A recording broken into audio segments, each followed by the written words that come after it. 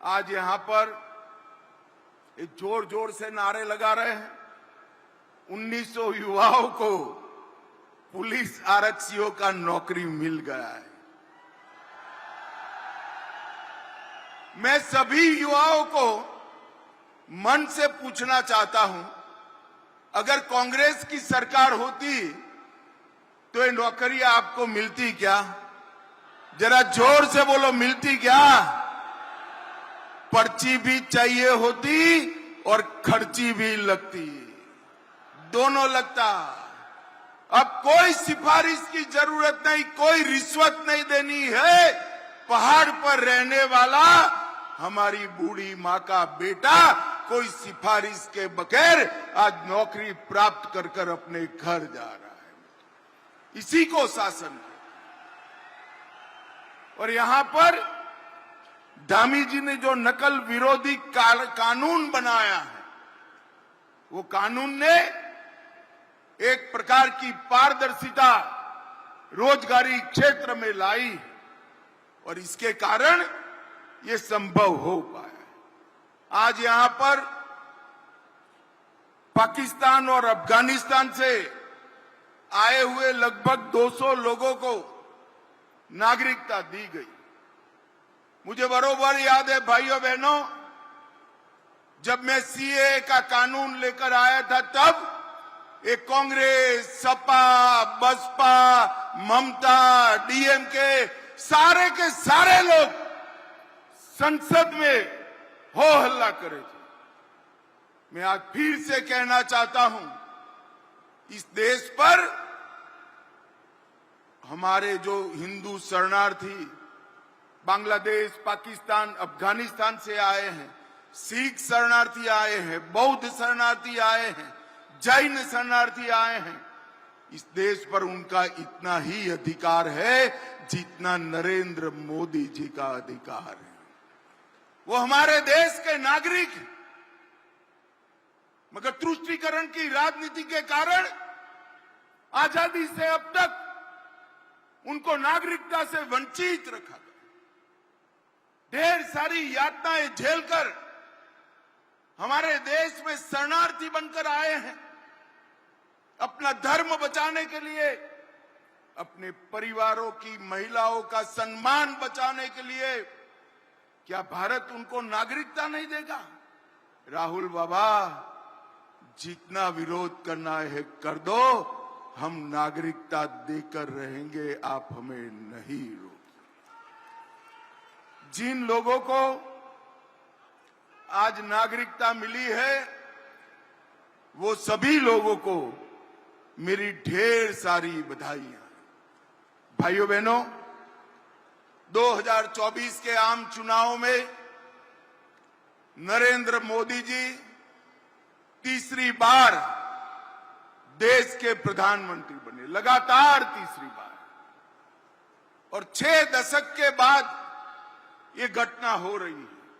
और फिर 24 में ही ओडिशा में पहली बार भाजपा का मुख्यमंत्री बना, हरियाणा में हमने हैट्रिक बनाई, महाराष्ट्र में हमने हैट्रिक बनाई, और फिर 25 दिल्ली में आप पार्टी का सुपड़ा साफ हो गया। बिहार में हमने 2/3 बहुमत से सरकार बनाई। केरल के त्रिवेंद्रम में पहली बार भाजपा का भगवा वहां पर लहराया। महाराष्ट्र में भी हमने विजय प्राप्त करी और 26 में बंगाल और तमिलनाडु में भारतीय जनता पार्टी और एनडीए की सरकार बनने जा रही है। मगर 27 का उद्घाटन देवभूमि वालों आप लोगों को करना है। 27 में फिर से पूर्ण बहुमत की भारतीय जनता पार्टी की सरकार बनानी। मुझे बताओ भाई, 27 में प्रचंड बहुमत से भाजपा सरकार बनाओगे क्या? अरे जोर से बोलो, बनाओगे क्या? भाइयों बहनों, ये हरिद्वार में कुंभ 27 में भी आने वाला है।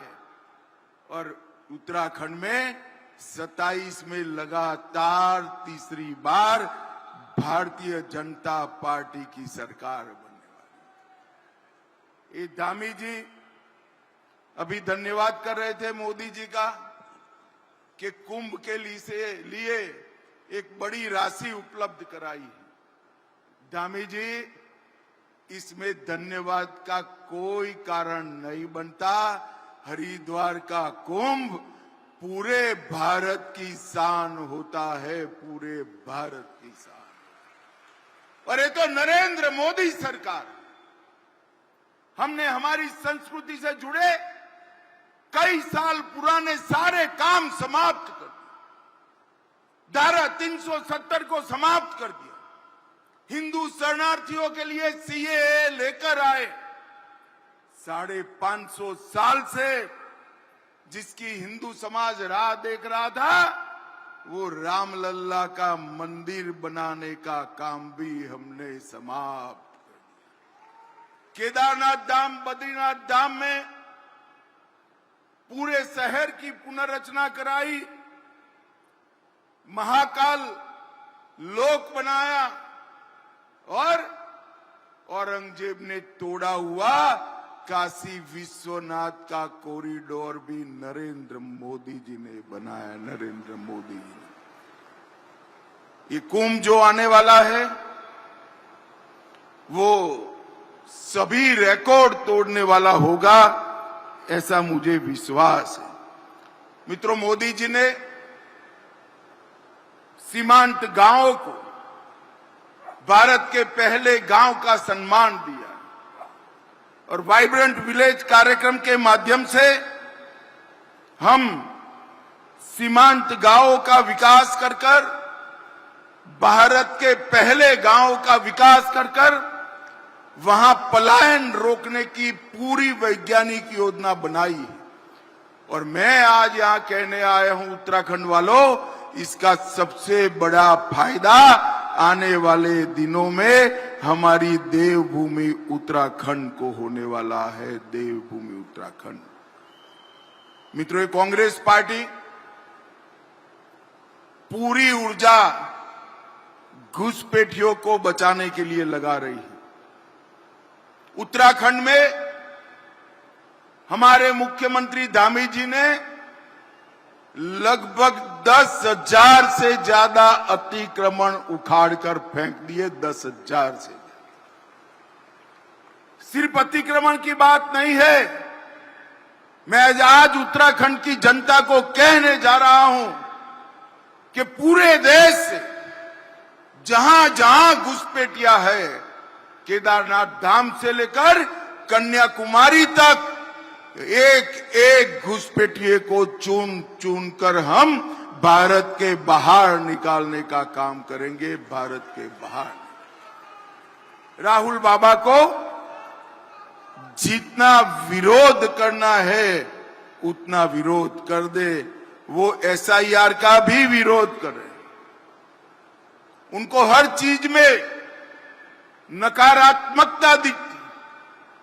भाइयों बहनों, मुझे बताओ, जो भारत का नागरिक नहीं है उसका नाम मतदाता सूची से कटना चाहिए या नहीं कटना चाहिए? जोर से बोलो, कटना चाहिए या नहीं कटना चाहिए? भारतीय जनता पार्टी चुनाव आयोग जो एसआईआर की प्रक्रिया कर रहा है, इसका पुरजोर समर्थन कर रही है। क्योंकि जिस देश में लोकतंत्र को संभालने वाली मूल इकाई मतदाता सूची शुद्ध न हो, परिशुद्ध न हो, वो देश का लोकतंत्र कभी सलामत नहीं रह सकता। भाइयों बहनों, कांग्रेस के जमाने में ढेर सारे भ्रष्टाचार के आरोप लगे। हरीश रावत स्टिंग प्रकरण, दलितों की छात्रवृत्ति का घोटाला, कमीशन एजेंटों से भरा हुआ सेक्रेटेरिएट, शराब नीति का स्टिंग कांड, कुमाऊं खाद्यान्न घोटाला। हमारी 9 साल सरकार रही। पहले त्रिवेंद्र सिंह रहे फिर पुष्कर सिंह हमारे विरोधी भी हमारी सरकार पर भ्रष्टाचार का आरोप नहीं लगा सके हैं, नहीं लगा। एक पारदर्शी तरीके से यहां पर 9 साल सरकार चलाने का काम भारतीय जनता पार्टी ने किया है। मित्रों, हमने इस देश से तुष्टीकरण की नीति को समाप्त कर दिया। मैं तो बधाई देना चाहता हूं धामी जी को। धामी जी यहां पर यूनिफॉर्म सिविल कोड लेकर आए। नागरिक का धर्म कोई भी होगा, एक ही कानून से उसको देश में रहना होगा। और उत्तराखंड हमारा देश भर में यूसीसी को लागू करने वाला पहला राज्य बना है, पहला राज्य बना। और ये यूसीसी ही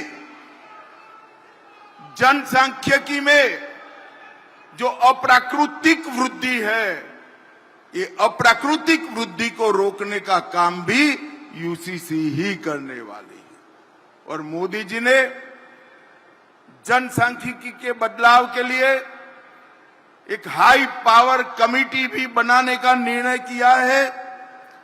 कुछ ही दिन में वो कमेटी अपना काम शुरू कर देगी। मित्रों, आज मैं यहां आया हूं तब कांग्रेस के लोगों से हिसाब किताब भी मांगना चाहता हूं। भाई, मांगना चाहिए या नहीं मांगना चाहिए? जरा जोर से बोलो, मांगना चाहिए या नहीं मांगना चाहिए?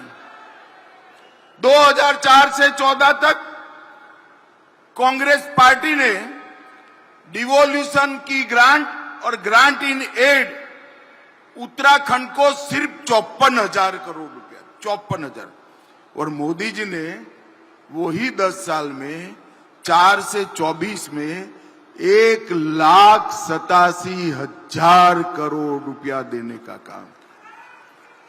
इसके अलावे 12,000 करोड़ का केदारनाथ, बद्रीनाथ, यमुनोत्री, गंगोत्री 900 किलोमीटर का 4 धाम महामार्ग, दिल्ली देहरादून इकोनॉमिक कॉरिडोर 8,000 करोड़ का, 5,000 करोड़ से उत्तराखंड में 30 राष्ट्रीय राजमार्गों का निर्माण, 2200 करोड़ से टनकपुर में 8 मार्गों का निर्माण, नजीबाबाद अफजलगढ़ बाईपास, पुरकाजी लक्सर हरिद्वार रोड का नवीनीकरण। और मित्रों, विकास का द्योतक राज्य का बजट होता है। 2009